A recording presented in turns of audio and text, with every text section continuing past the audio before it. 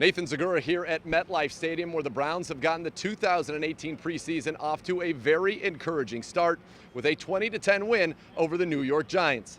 Now, the final score is not really what matters in the preseason. I think we know that all too well. However, it's about the eye test in the preseason, and I would say the Browns passed that with flying colors. It started with Tyrod Taylor. He opened going 5 of 5 for 99 yards and a touchdown. Taylor had a perfect quarterback rating of 158.3 and really got things going when the Browns went into their no-huddle offense. He hit Jarvis Landry, he hit Rashard Higgins, and then David Njoku down the seam for 30+ and the score. Now the second team came in and it was Baker Mayfield's turn. He led a 14-play drive that resulted in another touchdown to the Chief. He bought time in the pocket, surveyed the field, and made a beautiful throw to the back of the end zone, and Njoku went up and did the rest for the score.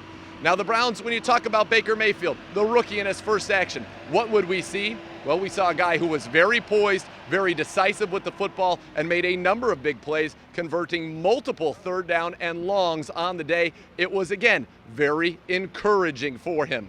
The defense was encouraging as well. They gave up a big run to Saquon Barkley on the first play of the game, but then they held up, giving up just a field goal to the first-team defense in their couple series of action. The second-team defense would ultimately give up a touchdown on the day on a short field following a fumble on a punt return by wide receiver C.J. Board. But all in all, the story was the Browns' offense and the passing game. They averaged 11 yards per attempt throwing the football and were effective at all levels. Greg Williams' defense was suffocating at times on the New York Giants. And really what you took away from this was that this football team, and it needed to be, is significantly more talented and deeper than what we've seen for the Browns over the last 2 years. Going forward, we want to see them continue to build on this, but there are things to clean up.